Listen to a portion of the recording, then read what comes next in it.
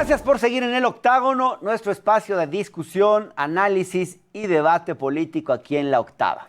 El viernes pasado, en una larga sesión del Consejo General del Instituto Nacional Electoral, sucedieron dos cosas muy importantes. Uno, el registro para el nuevo partido Encuentro Solidario, a pesar de haber evidencias de que utilizaron a ministros de culto religioso para llegar a la meta.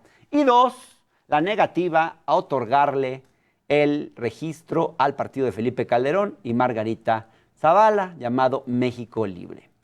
Por dudas, esto fue por dudas en su financiamiento. Para recordar la sesión en la que se le negó el registro al partido México Libre y qué fue lo que ocurrió ahí, les dejo esta cápsula que preparó Pedro Bejarano.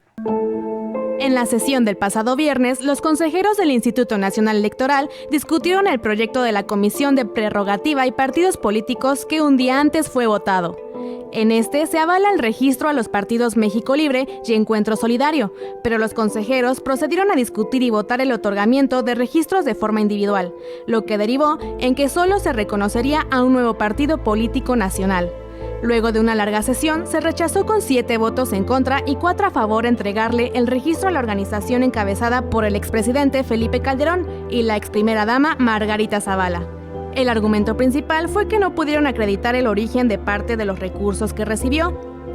El consejero presidente del INE, Lorenzo Córdoba, manifestó que el de México Libre era uno de los casos en los que debería prevalecer la lógica de que el dinero no identificado debe ser causal para negar el registro a un partido. Resaltó que el origen de al menos 1.241.000 pesos que recibió la organización no fue demostrado. Por su parte, el expresidente Felipe Calderón afirmó que todos los donantes de la organización están totalmente identificados, luego de que el consejero Ciro Murayama se pronunciara en contra de beneficiar a la organización del expanista. De igual forma, por 6 votos contra 5, se otorgó el registro a Encuentro Solidario, conformado por el mismo grupo que integraba parte de Encuentro Social. A esta organización, junto con México Libre, se encontró participación directa de ministros de culto. Pese a ello, al PES sí se les otorgó el registro como partido político nacional. El consejero Ciro Murayama expresó que es un hecho que Encuentro Solidario está lleno de ministros de culto y dijo que se detectaron asambleas o registros no válidos, dádivas o sobornos, y hasta el 22% de recursos de procedencia desconocida. Las otras organizaciones a las que el INE también les negó el registro son Redes Sociales Progresistas, Grupo Social Promotor, Fuerza Social por México, Fundación Alternativa y Nosotros. En general, el rechazo se sustentó en haber considerado que estas fuerzas incumplieron los requisitos de ley, como el número de asambleas y afiliados. Esta mañana entrevisté al consejero electoral Uki Espadas, uno de los nuevos consejeros que acaban de integrarse al Consejo General del INE, para que nos explique la decisión que tomó recientemente el instituto con relación a la creación de nuevos partidos políticos. Vamos a ver la plática que tuve con él esta mañana.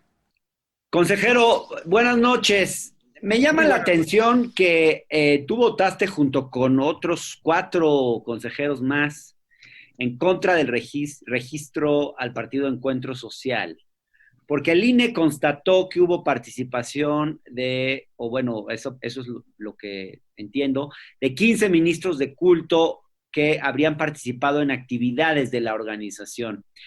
¿Te parece que con esto la organización estaría atentando en contra del Estado laico o por qué razones crees que no debió alcanzar el registro este partido? Por cierto, Hugo Eric Flores nos dice que él no, que es falso esto de que hubiera 15 ministros, que no es así. Bueno, así, la discusión era si los integrantes de las directivas de las asociaciones religiosas son ministros de culto o no, pero eso fue una discusión posterior. Mira, yo sí creo que el laicismo es una cosa que tiene que cuidarse en el país. También entiendo que esta discusión, sí, la presencia de 15 integrantes de asociaciones religiosas permite implicar que hay una participación de las iglesias. Mira, yo te pongo, por ejemplo, el que por mucho tiempo fue el partido católico por excelencia, el Partido de Acción Nacional, pues yo nunca he visto un cura en sus asambleas, ¿no? No. Y bueno, pues me parece que más o menos me pareció en el momento que en el mismo sentido debió de considerarse. Sí creo, vista en perspectiva la votación, que esta no es una votación que hayamos debido tener en el Pleno y sin antecedentes. En los días previos se discutieron otras cosas como efectos de la presencia de los ministros. Me parece que sí debió ser una discusión más pausada, que permitiera que se votara pues sopesando de mejor manera los distintos elementos que hay involucrados en esto. Claro, porque de acuerdo con el Consejo, precisamente uno de los criterios para invalidar una asamblea era si en el registro participaron ministros de culto. ¿Cuántas asambleas de encuentro social se invalidaron? ¿Cómo te explicas que 6 consejeros hayan votado en este sentido, pues? Bueno, porque justamente en comisiones el acuerdo que se tomó es que la presencia de los ministros como presidentes, secretarios o delegados en la asamblea anulaba la asamblea. La decisión que se tomó en el Consejo es que la presencia en conjunto de 15 ministros fuera motivo para negar el registro en general. En la anulación de las asambleas por la presencia de ministros no hubo disenso. Todos estuvimos de acuerdo en hacer este descuento y de cualquier manera Encuentro Social acreditó 240 o 41 asambleas con todo y las asambleas que se le descontaron por la presencia de ministros. Ya entiendo, consejero. En otras organizaciones como redes sociales progresistas se encontró que había participado el CENTE en asambleas estatales, en la asamblea constitutiva e incluso hasta en la captación de afiliaciones. ¿No era bastante esperable que el partido, bueno, que este posible partido recurriera a su estructura sindical, digamos? Entiendo que la ley es clara aquí, pero ¿no es un tanto absurdo que un sindicato no pueda hacer un partido? Es la historia de la socialdemocracia. No habría PT en Brasil, no habría partidos socialdemócratas con normas de ese tipo. ¿No crees que este es un precepto que quizás debiera revisarse? Probablemente. Sin embargo, por lo pronto, ahora sí que a nosotros nos toca aplicar la ley, no reinventarla, ¿no? Y la realidad es que, a ver, la discusión política que tendrá que tener lugar en las cámaras es la que tú dices. Es decir, en el nuevo contexto de México, en la que ya no hay un partido de Estado corporativo que controle a los principales sindicatos, su afiliación y a través de su afiliación incluso la contratación como empleados públicos, esto no existe más, que es la motivación de esta prohibición en la ley. Vale la pena discutirlo, pero por lo pronto lo cierto del caso es que en el caso de estas dos organizaciones se encontró, especialmente en Grupo Social Promotor por México, se encontró una presencia masiva y dominante del sindicato en las posiciones directivas. Otra vez. Masiva y dominante. 80 y tantos %. De 570 algo de presidentes y secretarios de asambleas, 502 eran integrantes del sindicato, en el caso de Grupo Social Promotor por México. O sea, no intentaron disimularlo, pues, porque uno pensaría que intentarían algún subterfugio, alguna manera de que no fuera tan evidente. No, bueno, si tú comparas esto numéricamente con el caso del Partido Encuentro Social, notas una diferencia enorme. A ver, claro, también en el caso de Encuentro Social se trata de ministros, no de cualquier feligrés. Sí. En el caso del Sindicato Nacional de Trabajadores de la Educación, tampoco es eso, son integrantes y dirigentes del partido que ocupan más del 80% de las posiciones directivas de las asambleas. ¿Fue similar el caso de Fuerza Social por México, que también la proporción era menor, ellos estaban algo abajo del 30% en la presencia, pero en los dos casos, el otro factor fue la gran proporción de sus recursos que no fueron rastreables hasta personas identificables, que es un requisito legal. No estoy diciendo que los recursos fueran ilegales, ojo con eso. La ley lo que impone en los donativos es que se pueda saber quién los hizo.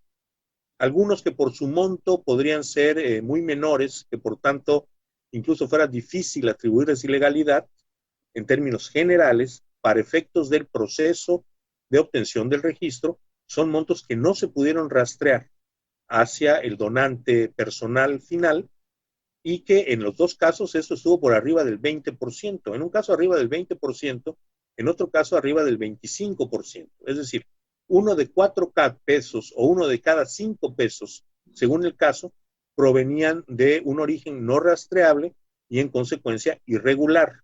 No digo delictivo, ojo con eso. Digo que entra el proceso de manera irregular, no cumple con las normas y en consecuencia, pues ahí sí, me parece que es inaceptable que en procesos electorales donde la principal dificultad ha sido controlar el dinero ilícito, 2 partidos se inauguren con 1 de cada 5 de sus pesos sin origen rastreable. Claro, ahora hablemos del caso de México Libre, que ha sido el más polémico en los medios. La negación se debió a darle el registro, se debió a que más del 5% de las aportaciones a la organización provenían de personas no identificadas. Estamos hablando de más de 1 millón de pesos, más o menos. Pero no fue así. En realidad no es mucho dinero, digamos, y la queja de Margarita además es que se utilizó un criterio que no se había utilizado antes, digamos, ese criterio de los límites es para campañas electorales, no para el proceso de formación del partido. Ahí parecía que había un vacío legal y que el INE hizo una interpretación quizás a modo, esa es la crítica, pues. No, bueno, crítica que yo comparto. A ver, el 5% en elecciones es una condición no suficiente para que un candidato pueda perder la candidatura, no para que un partido pierda el registro, que ya estamos hablando de una cosa mucho mayor. La otra parte es que este criterio del 1% se votó en un caso anterior y no prevaleció el criterio del 20%. Ajá. El criterio del 5% fue expresamente la motivación del voto en contra de varios consejeros, pero el criterio formal no fue ese. El criterio formal es que había un procedimiento sancionador que todavía no estaba concluido en la comisión, criterio con el que tampoco estuve yo de acuerdo, porque es un proceso que llevaba instaurado 1 mes al momento y que había habido otros precedentes, y el acuerdo de esto es que eso se seguiría tratando en sus tiempos no es el acuerdo, a lo que se había llegado informalmente es a que este tipo de procedimientos se trataría en sus tiempos y no tenía un efecto directo, porque no es que se haya resultado culpable, es que no se ha terminado de resolver la denuncia, y eso fue lo que se puso en la mesa. Entonces, se puso en la mesa de última hora. ¿Debió o no dársele el registro al partido de Felipe Calderón? Bueno, yo sostengo lo que sostuve con mi voto, debió dársele el registro. Ya. Dicen ellos, Felipe y Margarita, que van a impugnar la decisión ante el tribunal. ¿Tú crees que el tribunal les va a otorgar finalmente el registro? ¿Hay elementos para que el tribunal revierta esta decisión? A ver, estás hablando con un tipo que está dedicado a hacer encuestas para elegir el presidente de un partido. No me pidas, por favor, mi opinión sobre los fallos del tribunal. No hago pronósticos sobre los fallos del tribunal. ¿Cómo estás viendo el proceso interno en Morena? A mucha gente le salta a la vista esto de que la elección de un partido se decida en una encuesta abierta. Ackerman ha dicho, por ejemplo, que va a terminar siendo un concurso de popularidad. Muy extraño, ¿no? Que el INE termine decidiendo quién va a ser, bueno, no el INE, pues, pero que el INE termine conduciendo un proceso así, donde se va a jugar la suerte de un partido político. ¿Cómo te sientes ante eso? Pues mira, yo te puedo decir que hay 11 consejeros que no están particularmente contentos con la resolución. A ver, es una carga pesada que no nos corresponde. Bueno, no nos correspondía. No hay disposición legal que le permita al INE organizar una elección en un partido que no lo ha solicitado. Esto ni siquiera es una elección, es una encuesta. El INE no tiene facultad legal para realizar encuestas. Vamos, que esto se ha tejido sobre, pues digamos, sobre decisiones jurisdiccionales que han interpretado con gran liberalidad la base jurídica sobre la que esto se hace y que le han trasladado un severísimo problema político al instituto. Nosotros estamos haciendo un proceso muy abierto donde todas las reglas se han ventilado, donde los distintos participantes sepan exactamente de qué se trata, por qué se han tomado decisiones específicas que se han tomado sujetándose al fallo del tribunal, que pues otra vez, uno de los fallos del tribunal puede opinar o dejar de opinar, pero lo cierto es que se tienen que ejecutar. Y bueno, pues no exagero al decir que varios de nosotros estamos trabajando el proceso con nuestro máximo esfuerzo, pero bajo protesta. Bajo protesta. No resulta grato a la autoridad electoral verse involucrada de esta manera en un proceso interno de un partido político, con enormes dificultades. También es cierto que el partido tiene que lograr resolver sus propias diferencias sin tener que recurrir a otras instancias, ¿no? Poder regular adecuadamente su vida interna. Sí, nada más que eso tenía que haber pasado hace 2 años. El anterior presidente del partido, que fue instalado con todas las formalidades, fue Andrés Manuel López Obrador en 2015.